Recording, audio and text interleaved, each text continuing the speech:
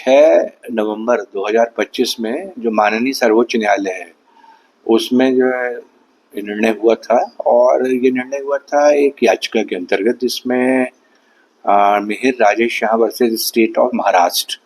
और इसके जो निर्णय के पैरा नंबर 56 में बहुत स्पष्ट किया गया है कि यदि किसी व्यक्ति को आप आ, जो हमारी भारतीय न्याय संहिता के अंतर्गत किसी अपराध में गिरफ्तार करते हैं, तो उस स्थिति में आपको जो गिरफ्तारी के ग्राउंड्स हैं, उसकी लिखित सूचना उसको देनी पड़ेगी।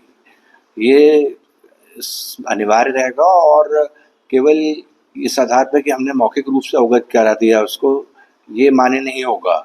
और यदि हम इस जो अनिवार्यता की पूर्णता नहीं करते या उसको लिखित सूचना गिरफ्तारी के आधार पर संसूचित नहीं करते, तो उस स्थिति में जो अरेस्ट है उसको अमान्य भी किया जा सकता है। और यह सूचना देने के लिए जब जो रिमांड कोर्ट है उसको जब हमें प्रस्तुत करना है गिरफ्तारी के बाद, तो कम से कम 2 घंटे पहले प्रस्तुत करने के रिमांड कोर्ट के समक्ष हमको यह सूचना लिखित में उसको देनी पड़ेगी कि गिरफ्तारी उसकी क्यों की गई है।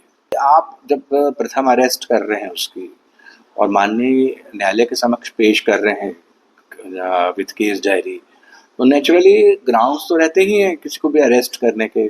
तो आपको इसमें जो भी एविडेंस अवेलेबल है जिसके आधार पे आपने अरेस्ट की है, उसके आधार पर उसको लिखित में संबंधित जो गिरफ्तारशुदा व्यक्ति है उसको संसूचित करके 2 घंटे पूर्व जब आप उसको न्यायालय में पेश करने वाले हैं लगभग, तो उसमें आपको उसको अवगत कराना है। तो जितना आधार आपके पास है, जितना आप उतना उसको प्रस्तुत करने के पूर्व अपना आधार बना पाए हैं या एविडेंस जितना कलेक्ट कर पाए, तो उसको लिखित में सूचित करें। उसमें हम किसी को गिरफ्तार करते हैं तो ये हम लोगों से अपेक्षा की जाती है कि 24 घंटे के अंदर उसको गिरफ्तारी के बाद हम प्रस्तुत कर दें।